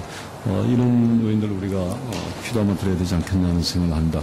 그리고 사회적 파트너십이 국가 단위보다는 지역이라든지 산업이라든지 직종이라든지 이런 데서 성공의 가능성이 더 높다. 그리고 일반적인 아젠다보다는 포커스된 그런 집중된 아젠다가 선택과 집중이 되었을 때 성공의 가능성이 더 높다 이런 말씀을 하셨죠. 그리고 이런 트렌드는 두 번째 발제를 해주신 카츠 교수의 그 발제에서도 나왔습니다. 이탈리아라든지 넬더란드라든지 아일랜드라든지 사회적 합의주의에 지금 성공하고 있는 몇 개의 나라에서 일반적인 아젠다보다는 특별한 아젠다를 가지고 했을 때 그 성과가 더 높다 이런 이야기를 해주셨습니다. 카츠 교수는 7개 나라의 노사관계 변화를 분석을 했습니다. 저도 거기에 한 멤버였습니다. 그래서 최근의 트렌드가 미국식 시장주의가 확대되고 사회적 합의주의가 약화되고 있지만 그럼에도 불구하고 사회적 합의주의가 각 국가의 경제 성장과 사회의 건강한 발전을 위해서 기여를 하고 있다 이렇게 평가를 하셨죠. 특별히 몇 개의 나라에서 지금 성공을 하고 있는 아까 말씀드린 몇 개의 나라에서 임금 안정이라든지 노동시장의 유연화라든지 이런 데도 굉장히 기여를 하고 있다 이렇게 평가를 했습니다. 이효수 교수께서는 지금 대구 경북 지역 고용인적자원 포럼 대표를 맡고 계십니다. 그래서 지역인적자원 개발에 또 특별히 지역인적자원 개발을 위한 지역 차원의 가버넌스, 지역 차원의 사회적 파트너십에 굉장히 관심을 많이 가지고 굉장히 열정적으로 이것을 이끌어가고 계십니다. 노동시장이 지금 우리가 유연한 노동시장이 좋다. 저는 굉장히 큰 장점이 있다 이런 생각을 합니다. 그러나 단순히 유연해서만은 안 되고 이게 건강하고 역동적인 노동시장으로 돼야 된다 이런 이야기를 하시고 몇 가지 정책적인 제안을 해줬습니다. 내용이 굉장히 방대하고 또 굉장히 중요한 모델인데 시간에 적어서 들어가서 자세히 설명을 못 드렸습니다. 죄송합니다. 시간이 거의 다 되어갑니다만 지금까지 오래 경청을 해주신 플로어에 계신 분들께 제가 발언의 기회를 드리지 않으면 제가 큰 욕을 먹을 것 같습니다. 그래서 플로어에 계신 분들께 제가 발언의 기회를 몇 분에게 드리도록 하겠습니다. 손을 들어주시고 성함과 소속회관 그리고 어느 분에게 질문을 하시는지 또는 코멘트를 하시는지 또는 이 주제와 관련된 개인의 소견을 말씀해 주셔도 좋겠습니다. 지금 세 번째 줄에 세 분이 지금 손을 드셨는데 제일 저를 봐서 왼쪽에 계신 분이 가장 먼저 손을 드셨습니다. 마이크를 좀 전해주시죠. 네, 안녕하십니까. 저는 한양대학교 산업공학과 3학년에 재학 중인 최문기라고 합니다. 저는 콕한 교수님께 질문을 드리겠습니다. 기존의 사회에서는 기존 사회의 균형 정책을 토대로 해서 했는데 실질적 사회는 선성장 후분배라는 파레토 법칙에 따른 상위권의 계층이 우선 성장한 후에 물질적 가치를 배분하는 방식으로 된 상태에서 이제 엘빈 토플러가 말한 제3의 혁명에도 넘어간 정보화 시대, 인터넷을 통한 정보의 빈부격차가 사회에 한 이슈가 되면서 그 정보의 빈부에 따른 그 정보의 빈부격차를 어떻게 사회에서 이제 그 격차를 줄여야 되는 이제 문제가 많았는데요. 이제 그 다음에 이제 정보화 시대에서 지식혁명의 사회, 그러니까 정보에서 지혜로 넘어간 사회에서 이러한 부분에 대해서 격차가 나는 부분에 사회에서 어떠한 교육이 이루어져야지에 대해서 저는 궁금합니다. Did you get the question? Well, I think inequality has been a challenge for all of our societies, but particularly in the United States in for several decades now. There's no easy answer to that, but there's a necessary and I think maybe sufficient condition. The necessary condition is that all members of society be well educated, not just the elite, but all people have access to a good, solid education and access to continuing education. So we can't do it without that, but that alone is not going to be enough. We also have to have strong institutions. We have step by step destroyed the American labor movement, and that is one of the major reasons why we have such a large degree of inequality in American society. So we need a labor movement that is vibrant, that is engaged in these kinds of activities, but that has a role to play in bringing up the bottom of the labor market. Working with other organizations, as Harry Katz indicated, there are new voices in the labor market. Worker centers, immigration rights organizations, religious coalitions. All of these are part of bringing the new voices to the labor market. Here in Korea, you have an opportunity to address a long-standing problem of the underutilization of women in the labor market. If we start to bring the voices of women and opportunities for women into the labor market in a full way, I believe some of the inequality problems can be resolved. I just finished earlier today, I'm continuing to teach over at SKK University, a joint program that we have, and I asked the students, what should I say here this afternoon? And the most important thing they emphasized was tell industry they have to be open to the ideas of men and women entering the labor force so that they can take the talent that's being developed and put it to full use. And they believe that progress is being made, but there's a long way to go in this society as perhaps in many others. Sorry.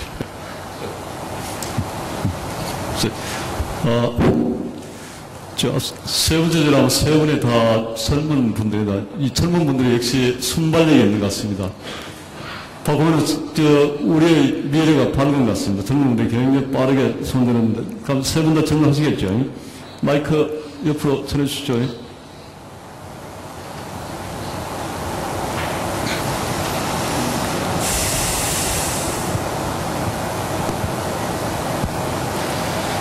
예, 안녕하십니까.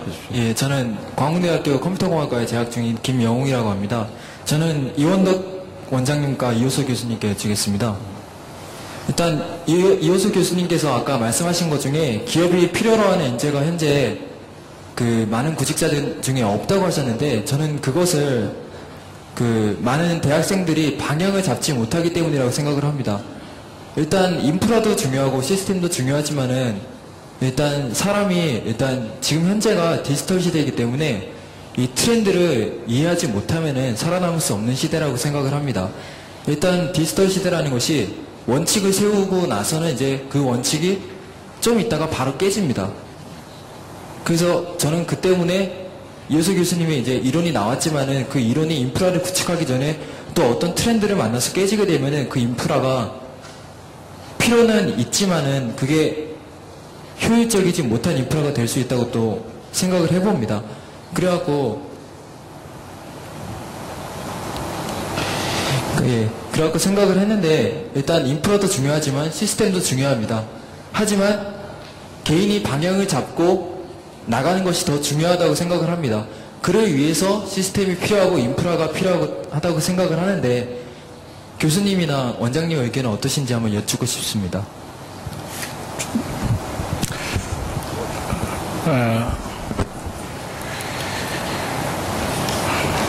상당히 중요한 지적을 하셨는데, 지금 우리가 그러한 예를 들어서 노동시장의 정보 허브라든지 또는 인적 자원 개발을 위한 종합적이고 체계적인 시스템의 확보라든지 이러한 것 자체는 변화에 능동적으로 대응할 수 있게 하는 것입니다. 그 자체가 상당히 이렇게 어떠한 고정되어서 변화를 방해하는 것이 아니라 그 자체가 변화를 촉진시키는 것이죠. 무슨 말씀이냐면은 노동시장의 정보 허브가 제대로만 구축되어 있으면은 기업이 필요로 하는 인재가 기업에 있어서의 시그널이 인적 자원을 개발하고 있는 대학이나 또는 자신의 직업 능력을 개발하고 있는 개인에게 신속하게 전달이 될 수가 있는 것입니다. 여러분들이 앞으로 우리나라의 학습 고용정보센터가 제대로 만들어지면은 여러분들이 전역에 들어가서 인터넷에서 검색을 해보면은 앞으로 사회가 필요로 하는 인재는 어느 방향으로 흘러가고 있고 기업은 어떤 인재를 원하는가 하는 것을 쉽게 파악할 수 있을 것이고 거기에 대비해서 여러분들의 직업 능력의 개발의 방향을 어디로 잡아야 될 것인가 하는 것을 여러분들은 빨리 알 수가 있게 될 것입니다. 그래서 그것은 오히려 유연성을 저해하는 것이 아니라 유연성을 높이기 위한 인프라다 이렇게 이해를 해 주셔야 되고 대학이라든지 이런 데 있어서의 그 교육훈련 프로그램도 마찬가지입니다. 우리가 대학이나 전문대학 직업훈련기관에 있어서의 인재 육성 프로그램 자체에 대한 모든 정보가 공개된다고 하면은 자연히 대학이나 전문대학이 상호 간에 좋은 프로그램을 만들기 위해서 상호 치열한 경쟁을 하게 될 것입니다. 이것은 또 다른 의미에서의 유연성을 높이는 것입니다. 즉 말하자면 경쟁력 없는 프로그램은 곧바로 시장에서 퇴출될 것이기 때문에 끊임없이 미래지향적이고 경쟁력 있는 새로운 프로그램을 만들어내기 위해서 대학은 상호 치열한 경쟁을 하게 될 것입니다. 그것은 학생들에게 보다 더 좋은 프로그램을 제공하고 글로벌 경쟁력을 지닌 프로그램을 제공하게 될 것입니다. 그래서 우리는 그러한 인프라가 필요하다는 것입니다. 사회자도 답변 드릴까요? 제가 시간 절약해서 간단하게 말씀드리겠습니다. 인프라나 시스템 그 자체가 중요한 건 아니고요. 지금 말씀하셨듯이 우리 사회에 있는 누구도 이 상시적으로 저희가 필요한 그 학습의 기회를 갖도록 또는 직업 능력 향상의 기회를 갖도록 하자는 거죠. 그러니까 개인의 역량 개발을 위한 사회적 일종의 망을 만들자는 게 인프라고 시스템이 아니냐 이런 생각을 합니다. 미국의 부시 대통령이 No Child Left Behind라는 그런 캐치프레이즈를 내걸었죠. 이게 아마 인프라나 시스템도 우리가 구축하자 하는 것도 우리 사회의 누구도 평생 능력 개발의 기회로부터 소외되지 않도록 하기 위한 그런 게 아니냐 이런 생각을 합니다. 자, 아까 거기서 세 분 예, 지금 마이크를 가지고 계시네요. 예. My name is Han-Bom Kim. I'm president of Korea University Student Association of Talents. 전 한국대학생인재협회 회장 김한범입니다. 먼저 좋은 말씀에 감사드립니다. 저는 저의 소견을 짧게 말씀을 드리고자 합니다. 아무래도 지금 사회에서 변화에 가장 빠르게 대응하는 것은 노사정 가운데 기업이 가장 빠르게 대응을 한다고 생각합니다. 그렇기 때문에 기업에서 요구하는 인재상이 있고, 하지만 한국의 경우에 좀 심하다고 할 수 있지만 대학 교육과 그리고 기업에서 요구하는 인재상 사이의 갭이 상당히 큰 게 지금 현실이라고 생각을 합니다. 그래서 그런 것 때문에 문제가 되고 있고, 근데 아까 이호수 교수님께서도 말씀해 주셨지만 리셉과 관련해서 저의 소견을 잠시 말씀해 드리자면은, 기업의 HID 담당자분들께서 아무래도 변화에 훨씬 더 빠르고 그리고 그런 트렌드에 훨씬 더 능통하시기 때문에 대학 교육이 기업의 취직을 위한 교육으로 바뀐다기보다는 대학 교육은 대학 교육대로 나름대로 발전을 하지만 그런 지역 내에서의 인재 개발과 관련해서 기업의 HID 담당자분들께서 적극적으로 나서야 되는 것이 아닌가 이렇게 생각이 들어서 이런 소견을 말씀드립니다. 여기에 대해서 기업의 그런 사회적 공헌적인 그런 문제도 있고 여기에 대해서 어떻게 생각하시는지 말씀을 듣고 싶습니다. 특별히 어느 분의 말씀을 듣고 싶습니까? 아니면 시간이 가능하다면은 계신 세 분의 교수님 말씀을 다 듣고 싶지만 이호수 교수님의 말씀을 듣고 싶습니다. 네, 우리가 이제 흔히 기업이 필요로 하는 인재를 기르라 할 때에 이것을 잘못 이해를 해서 실무형 인재를 기르는 것으로 되면은 이게 곤란하다 하는 것입니다. 그러니까 4년제 대학은 그런 목적으로 만들어져 있는 것이 아닙니다. 그래서 4년제 대학의 경우에 있어서는 날리지 워크를 만드는데 최대한 초점을 맞추어야 한다. 그러니까 지식 노동력이라고 하는 것은 우리가 어떻게 정의되느냐?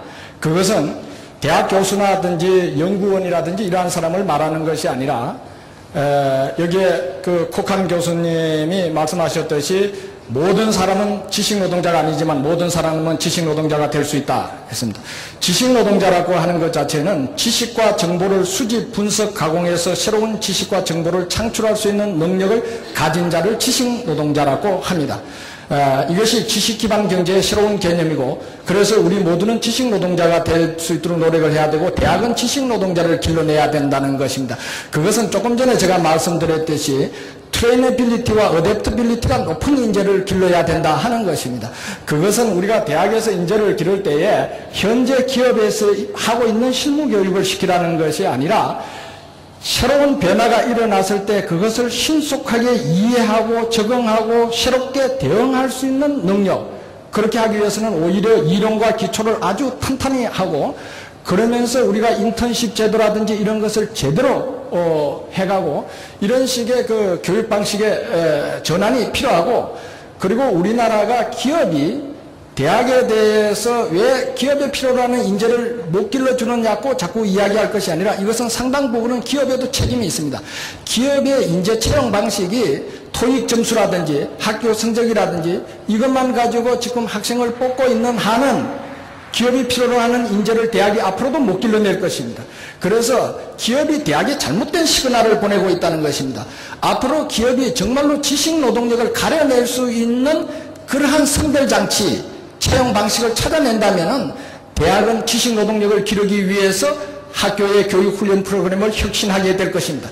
따라서 앞으로 기업이 진정으로 대학에 대해서 기업이 필요로 하는 인재를 원한다면은 노동시장에서 노동 수요 측인 기업이 대학의 노동 공급 측인 대학에 대해서 올바른 시그널을 보내줘야 된다 하는 것으로 답변을 하고자 합니다. Professor, would you like to add some? Yeah. 혹시 우리 황도석이 노진규 원장님 뭐 코멘트 없습니까? 우리 노사위원회 최병현 선생님 괜찮습니까? 한 말씀 하시겠어요? 마이크 좀 부탁합니다. Korea Tripartite Art Commission is standing member.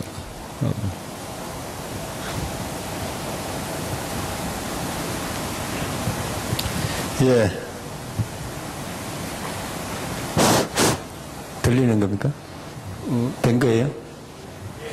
예, 저는 노사정위원회 상임위원으로 있는 최병훈입니다. 오늘 이렇게 훌륭한 포럼을 개최할 수 있었던 것에 대해서 감사를 드립니다. 그리고 저는 우선 카츠 교수님께 고견을 좀 구하고자 합니다. 아까 들어본 내용 중에서 보면 트리파타이즘의 가능성에 대해서도 말씀을 해주셨고, 그러다가 마지막에 내셔널 레벨에서의 트리파타이즘에 대해서 노사정이 다소 부정적이거나 소극적인 그런 입장을 말씀해 주셨고, 그래서 그 대안으로서 미국 시장 모델을 말씀해 주셨는데, 저희들로서는 좀 더 밝은 어떤 전망을 기대했었는데 조금 이제 의아하기도 하고 해서 미국 시장 모델이라는 게 어떤 것인지 조금 부연 설명을 해주셨으면 합니다. 감사합니다.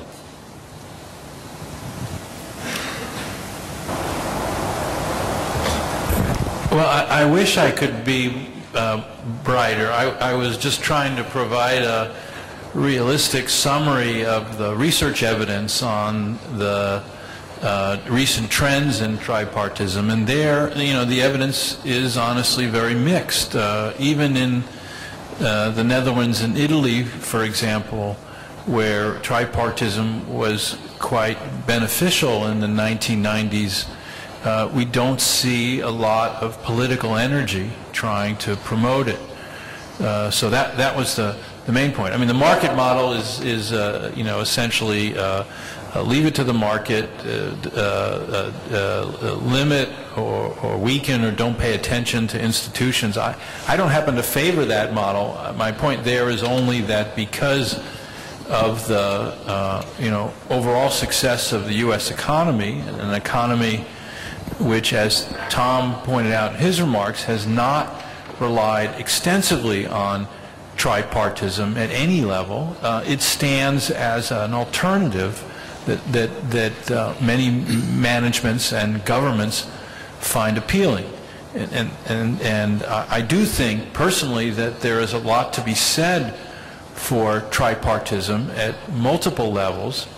And I would also just emphasize again, particularly for the small to medium-sized countries, the Netherlands, Ireland being the best examples, it seems to have contributed more and maybe been more feasible politically to arrange. So I think the message is mixed, but that doesn't mean there isn't upside potential. There is upside potential. It takes concerted effort to get that potential to be realized.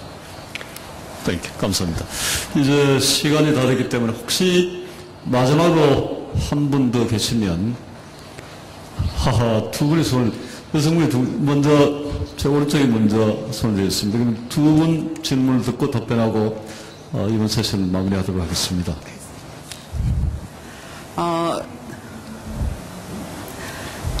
근래 통계에 의하면은 우리나라의 여성의 경제활동 참여율이 54%라고 발표를 들었습니다.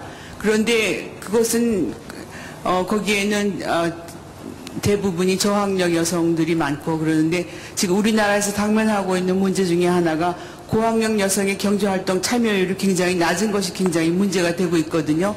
그런데 그 네 분의 경험이나 또는 다른 나라의 예를 들어서라도 어떻게 이것을 더 높일 수 있는 그런 방안이 있는지 좀 얘기를 듣고 싶습니다.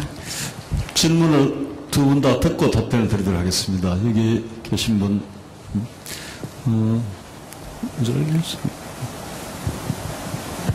네, 안녕하세요. 저는 본호중학교 행정실에서 근무하고 있는 노상동이라고 합니다. 우선 제가 지금 사회적인 문제가 되고 있는 한 문제에 대해서 질문을 드리고 싶은데요. 지금 현재 제 주변에서 일어나고 한 단면입니다.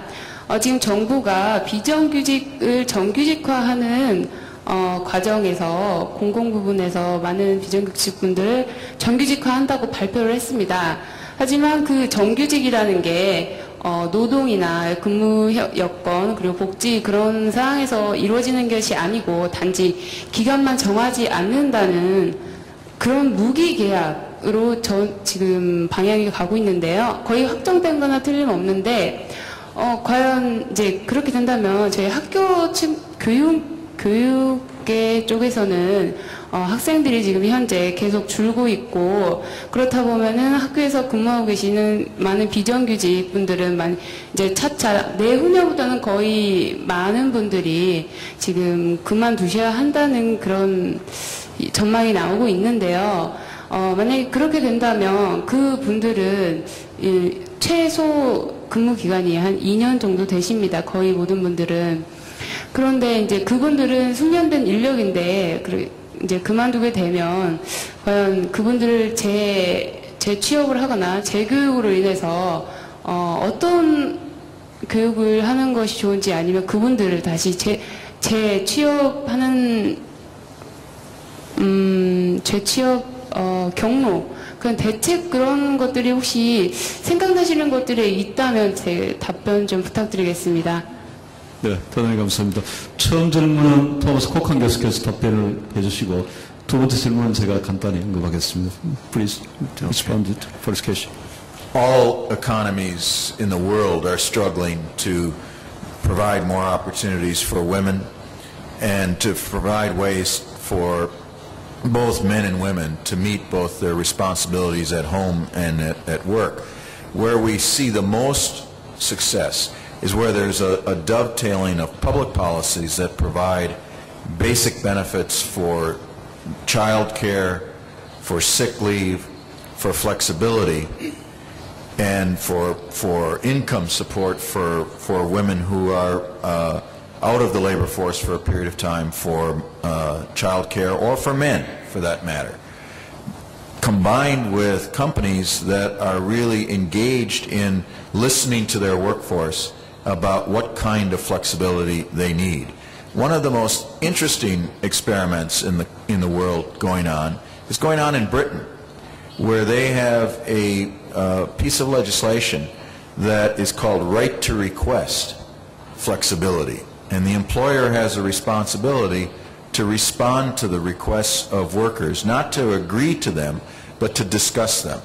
And what that's created in Britain is a situation where you're getting much more dialogue at the workplace about how to make for a flexible work site so that different people can match their family and work needs. If I have young children versus my colleague who might have grandchildren, or someone with no children but maybe some other activities in their lives that require attention, maybe caring for an elder parent.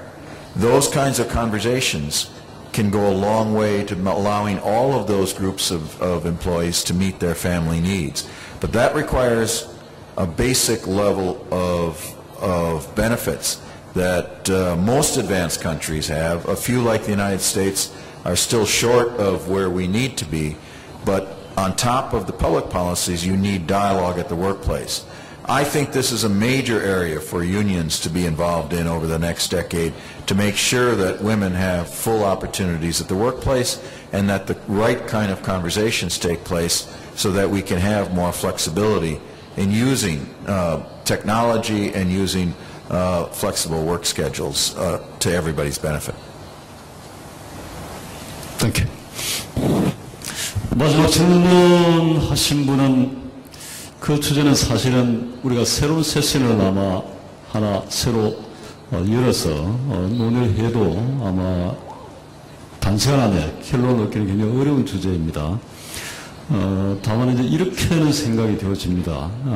지금 비정규직법이 노사 양측 입장에서 아마 다 불만을 가지고 있는 요소들이 있습니다. 그러나 입법 과정에서 보면 이 정도의 질투만이 당시에 우리 사회가 이끌어낼 수 있었던 사회적 역량이 아니냐 이런 생각을 합니다. 사회적 대화의 역량이고 또 그 당시 우리 경제사회가 우리에게 주고 있는 여러 가지 압력이 있었습니다. 노동시장의 유연성을 높여야 되겠다. 또 비정규직 근로자를 보호를 해야 되겠다.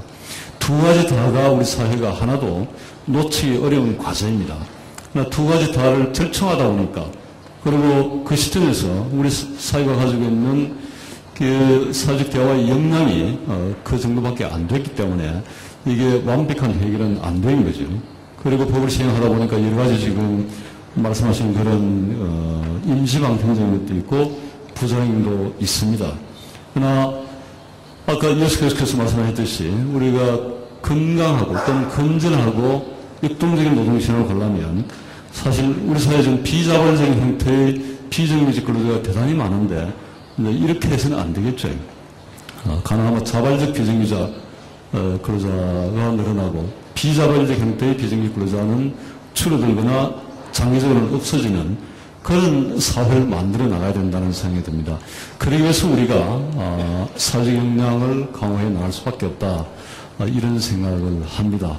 그래서 이거는 굉장히 좀 구체적이고 발등에 뜨는 문제이기 때문에 지금 당장 제가 지금 질문하신 분들께 속 시원한 답을 못 드려서 죄송합니다. 같이 노력해 나갈 수밖에 없다는 생각합니다. 이제 다음 일정이 있기 때문에 이 정도에서 이제 이번 세션을 마무리를 해야 되겠습니다. 여러분 들어보셔서 아시겠지만 인적자원 개발 대단히 중요합니다. 우리 사회 발전에서 대단히 중요한 과제입니다. 사회적 파트너십 대단히 중요합니다. 우리 사회의 건강한 발전을 위해서 필요한 전략입니다. 이 두 가지가 힘을 합치면 인적자원 개발과 사회적 파트너십이 만나면 우리 사회는 틀림없이 한편에서는 성장과 발전을 하고 다른 한편에서는 사회 통합이 이루어질 것으로 기대를 합니다.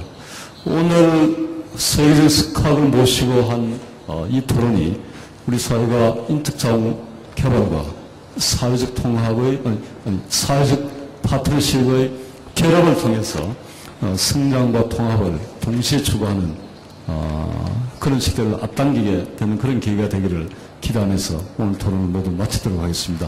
여러분 대단히 감사합니다.